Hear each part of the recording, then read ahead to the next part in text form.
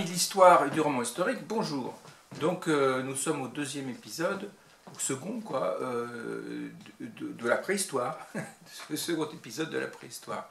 Donc la dernière fois, on avait lu Préhistoire d'Europe d'Anne Le Hoerf, donc un très très gros ouvrage historique, hein, qui est paru il n'y a pas très longtemps. Et aujourd'hui, on va se pencher sur un roman très ancien, là pour le coup, qui ne peut pas avoir comme source celui-ci, mais bon, vous connaissez le thème de l'émission, c'est de rechercher des sources éventuelles, quoi, hein, voilà. Donc, mais ça permet d'évoquer des romans intéressants, même très anciens. C'est vraiment le roman emblématique de la préhistoire, La guerre du feu, hein, voilà. Donc je vais vous lire ce qu'il en est sur la pochette. Donc paru en 1911, oui, c'est pas tout jeune, La guerre du feu demeure l'œuvre, le chef-d'œuvre du roman préhistorique. En racontant l'épopée de Noah et de ses compagnons, René Aîné s'y fait poète, inspiré plus que scientifique. Il nous offre une fresque collective inoubliable, portée à l'écran par Jean-Jacques Hano. Magnifique film, La guerre du feu de Jean-Jacques Hano, qui est ancien aussi, hein, voilà. Je ne sais plus à quelle date, c'est au XXe siècle. Donc, autre indication, né en Belgique, Joseph-Henri Boueix, 1856 tout de même, 1940, plus connu sous le pseudonyme de René Aîné, est considéré comme l'un des pionniers de la science-fiction moderne, contemporain de Victor Hugo, tout de même, et de Jules Verne. Il s'intéresse moins aux aspects scientifiques des mondes préhistoriques et extraterrestres dans lesquels se déroulent ces récits, leur résonance humaine. Très lié au milieu littéraire de son temps, influencé par le naturalisme, il participe à la création de l'Académie Goncourt, dont il devient le président en 1926. Auteur de plus de 140 volumes, dont certains en collaboration avec son frère. Il demeure aujourd'hui particulièrement connu pour La guerre du feu, La mort de la Terre et Les navigateurs de l'infini. Voilà, donc je vous ai trouvé quelques passages. Moi je trouve que, moi j'ai lu ça, je devais avoir 12 ans, hein, et ça m'avait... j'ai trouvé ça extraordinaire. Et donc là j'ai relu un petit peu en travers, c'est vrai, mais j'ai relu. Et je trouve ça aussi tout autant poétique en quelque sorte. Bon, c'est pas très scientifique, et puis il y a des découvertes en archéologie et puis donc en préhistoire qui ont bouleversé des tas de choses, mais peu importe, hein, c'est l'imaginaire là qui parle surtout. Mais c'est intéressant aussi de se référer à ce genre d'ouvrage. Alors vous avez vu, là j'ai mis un décor néolithique, bah, c'est de la préhistoire aussi, hein, mais c'est après les épisodes qu'on évoque dans La guerre du feu, hein, voilà. Voilà. Parce qu'il y a le paléolithique, le mésolithique et les néolithiques enfin qui nous amènent à l'agriculture, à l'élevage. Et donc ça c'est une revue, l'histoire, qui donne un aperçu assez intéressant, et puis des références d'ouvrages, etc., sur le néolithique et même sur les périodes précédentes. Voilà, donc première page, page 13, la mort du feu. Les Zulham fuyaient dans la nuit épouvantable. Fous de souffrance et de fatigue, tout leur semblait vain devant la calamité suprême. Le feu était mort. Il s'élevait dans 3 cages depuis l'origine de la horde. 4 femmes et 2 guerriers le nourrissaient nuit et jour. Dans les temps les plus noirs, il recevait la substance qui le fait vivre. À l'abri de la pluie, des tempêtes, des inondations, il avait franchi les fleuves et les marécages sans cesser de bleuir au matin et de s'ensanglanter le soir.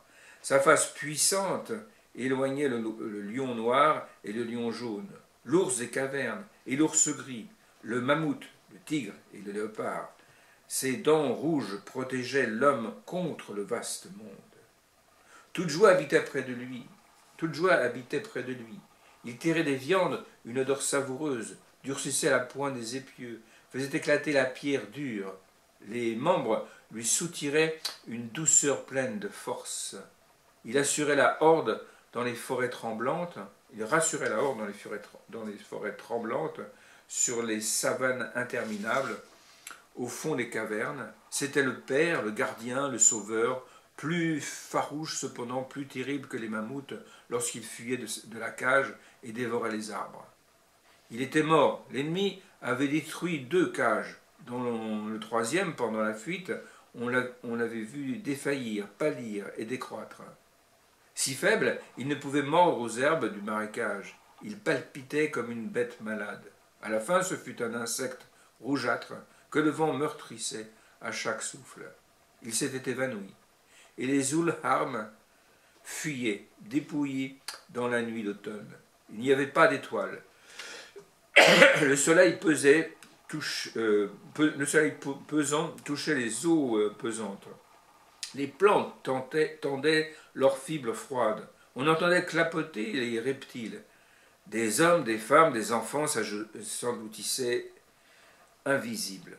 Autant qu'ils le pouvaient, orientés par la voix des guides, les Zulham suivaient une ligne de terre plus haute et plus dure, tantôt à gué, tantôt sur des îlots. 3 générations avaient connu cette route, mais il aurait fallu la lueur des astres.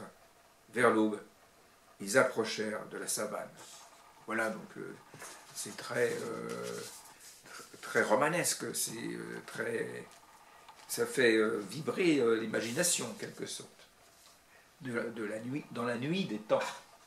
Voilà, donc page 45, la caverne, le refuge, la caverne, page 45. Page 45. C'était vers le tiers de la nuit, une lune blanche, comme la fleur du liseron, sillait le long d'un nuage. Il laissait couler son onde sur la rivière, sur les rocs taciturnes. Elle fondait une à une les ombres de l'abreuvoir. Les mammouths étaient repartis. On n'apercevait par intermittence qu'une bête rampante et quelques hulottes sur les ailes de silence. Et Gao, dont c'était le tour de garde, veillait à l'entrée de la caverne. Il était là, sa pensée rare et fugitive ne s'éveillait qu'aux bruits soudains, aux odeurs accrues ou nouvelles, aux chutes et aux tresseaux du vent. Il vivait dans une torpeur où tout s'engourdissait, sauf le sens du péril et de la nécessité. La fuite brusque d'un saïga lui fit dresser la tête. Alors, il entrevit de l'autre côté de la rivière, sur la cime abrupte de la colline, une silhouette massive qui marchait en oscillant. Les membres pesants et toutefois souples, la tête solide, effilée aux mâchoires, quelques bizarres apparences humaines, décelaient un ours. Gao connaissait l'ours des cavernes, colosse au front bombé, qui vivait pacifiquement dans ses repères et sur ces terres de pâture plantivores que la famine seule induisait à se nourrir de chair. Celui qui s'avançait ne semblait pas de cette sorte. Gao en fut assuré lorsqu'il se silhouetta dans le clair de lune. Le crâne aplati, avec un pelage grisâtre, il avait une allure où l'Ulham reconnut l'assurance, la menace et la férocité des bêtes carnassières. C'était l'ours gris, rival des grands félins. Gao se souvint des légendes rapportées par ceux qui avaient voyagé dans les terres hautes. L'ours gris terrasse l'auroch ou l'aurus et les transporte plus aisément que le léopard le transporte une antilope. Ses griffes peuvent ouvrir d'un seul coup la poitrine et le ventre d'un homme. Il étouffe un cheval entre ses pattes et il brave le tigre et le lion fauve. Le vieux Gun croit qu'il ne cède qu'aux lions géants, aux mammouths, aux rhinocéros. Voilà, donc c'est une évocation à la fois de l'ours et du refuge de la caverne. Donc ensuite, page 105, les dévoreurs d'hommes. Oui, ça fait peur les cannibales. Alors, c'est page 105. Les cannibales, les dévoreurs d'hommes. 105. Les Hurham, depuis 3 jours, suivaient la piste des dévoreurs d'hommes. Ils longèrent d'abord le lac jusqu'au pied des collines, puis ils s'engagèrent dans un pays où les arbres alternaient avec les prairies. Leur tâche fut aisée, car les rôdeurs avançaient nonchalamment. Ils allumaient de grands feux pour rôtir leur proie ou s'abriter de la fraîcheur des nuits brumeuses. Au rebours, Noah usait continuellement de ruses pour tromper ceux qui pouvaient les suivre. Il choisissait les sols durs, les herbes souples qui se redressent promptement, profitait du lit des ruisseaux, passait à la haie ou à la nage, tel tournant du lac, et parfois enchevêtrait les traces. Malgré leur prudence, ils gagnaient du terrain. À la fin du 3e jour, il fut si proche des dévoreurs d'hommes qu'il crut pouvoir les entendre par une marche de nuit.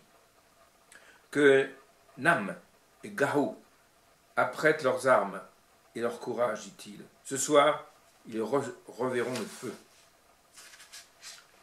Les jeunes guerriers, selon qu'ils songeaient à la joie de voir bondir les flammes ou à la force des ennemis, respiraient plus fort ou demeuraient sans souffle. Reposons-nous d'abord, reprit le fils du léopard. Nous approcherons des dévoreurs d'hommes pendant leur sommeil, et nous essaierons de tromper ceux qui veillent. Nam et Gao conçurent la proximité d'un péril plus grand que tous les autres. La légende des dévoreurs d'hommes était redoutable. Leur force, leur audace et leur férocité dépassaient celle des hordes connues. Quelquefois, les Hurham en avaient surpris exterminé des troupes peu nombreuses. Plus souvent, c'étaient les Hurham qui avaient péri sur leur hache tranchante et leur massif de chêne. D'après le vieux Gun, ils descendaient de l'ours gris. Leurs bras étaient plus longs que ceux des autres hommes. Leur corps aussi velu que les corps d'Agun et de ses frères. Et parce qu'ils se repaissaient des cadavres de leurs ennemis, ils épouvantaient les hordes craintives. Quand le fils du léopard eut parlé, Nam et Gao, tout tremblants, inclinèrent la tête, puis ils prirent du repos jusqu'au milieu de la nuit. Ça fait peur tout ça. Alors, page 134, combat. Page 134, combat. Les deux Krams n'avaient pas cessé d'approcher, encore que leurs pas se ralentissaient. Le plus fort brandissait une dernière sagaie qu'il jeta presque à bout portant. Naho la détourna d'un revers de hache. L'arme fine se perdit dans les flammes. Au même instant, les 3 massues tournoyèrent. Celle de Naho, tout à l'heure j'ai dit Noah, mais c'est Naho, rentra simultanément les 2 autres et le heurt rompit l'élan des adversaires. Le moins fort des Xam avait chancelé. Naho s'en aperçut, surroi sur lui, et d'un choc énorme lui rompit la nuque. Mais lui-même fut atteint. Un nœud de massue déchira rudement son épaule gauche. À peine s'il évita un coup en plein crâne. Haletant, il se rejeta en arrière pour reprendre position, puis, l'arme haute, il attendit. Quoiqu'il ne lui restât qu'un seul adversaire, ce fut le moment épouvantable, car son bras gauche pouvait à peine lui servir, tandis que le Xam se dressa, doublement armé, dans la plénitude de sa force. C'était le guerrier de haute stature, au torse profond, cerclé de côtes plus pareilles à des côtes de roc qu'à des côtes d'homme, avec des bras dont la longueur dépassait d'un tiers ceux de Naho. Les jambes incurvées, trop brèves pour la course, lui assuraient un puissant équilibre. Avant l'attaque décisive, il examina sournoisement le grand Hurham. Jugeant que sa supériorité serait plus sûre s'il frappait à 2 mains, il ne garda que sa massue, puis il prit l'offensive. Voilà. faut le lire, quoi. Moi, je trouve ça... c'est une saveur d'enfance, en fait, parce que j'ai lu ça très jeune.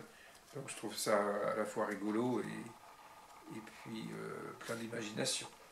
Alors, page 228, les hommes au poil bleu. Page 228.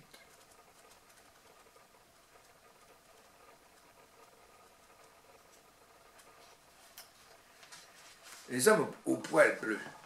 Les vallées s'abaissèrent encore. On traversa des pays où l'automne était presque aussi tiède que l'été. Puis il parut une forêt redoutable et profonde. Une muraille de lianes, d'épines, d'arbustes la fermait, où les Wa creusèrent un passage à l'aide de leurs poignards de silex et d'agate. La femme guide fit connaître à Naho que les Wa n'accompagnaient plus les Ulhamr lorsque reparaîtrait l'air libre, car au-delà ils ignoraient la terre. Ils savaient seulement qu'il y avait une plaine, puis une montagne, coupée en deux par un large défilé. La femme chef croyait que ni la plaine ni la montagne ne contenaient des hommes, mais la forêt en nourrissait quelques hordes. Quelques hordes. Il les dépeignit puissamment par la poitrine et par les bras, et elle fit comprendre qu'il n'allumait pas de feu. Il ne se servait pas du langage articulé, ne pratiquait pas la guerre ni la chasse. Ils étaient terribles lorsqu'on les attaquait, qu'on leur barrait le passage, ou qu'ils démêlaient un acte hostile. Après un matin d'effort, la forêt devint moins farouche. Les griffes et les dents des plantes décrurent. Des routes tracées par les bêtes s'ouvrirent parmi les arbres millénaires. La pénombre verte s'éclaircit. Mais la multitude des oiseaux continuait à remplir les arbres, le pays d'arbres. On percevait la présence des fauves, des reptiles, des insectes, et une palpitation intarissable. Une lutte immense, patiente, sournoise, où la chair des plantes et des bêtes ne cessait de succomber et de croître. Un jour, la femme chef montra les sous-bois d'un air énigmatique. Parmi les feuilles d'un figuier, un corps bleuâtre venait d'apparaître, et Naho reconnut un homme. Se souvenant des nains rouges, il trembla de haine et d'anxiété. Le corps disparut. Il se fit un grand silence. Les Wa, avertis, arrêtèrent leur marche et se rapprochèrent davantage les uns des autres. Alors le plus vieil homme de la horde parla. Il dit la force des hommes aux poils bleus et leur colère effroyable. Il assura que, par-dessus toute chose, il ne fallait pas prendre la même route que ni passer à travers leur campement. Il ajouta qu'il détestait les clameurs et les gestes. Voilà, donc c'est un roman qui fait rêver, plein d'imagination. Ça mérite sa réputation. Il mérite bien d'avoir été porté à l'écran par Jean-Jacques Hano. Voilà, La Guerre du Feu. C'est un tout petit en format poche, quoi. C'est chez Folio, hein, et ça se trouve facilement partout, même sur Internet. Hein. La Guerre du Feu. Voilà. Voilà, donc on se retrouve dans 15 jours pour un autre sujet, et je vous souhaite une bonne semaine à tous. À bientôt.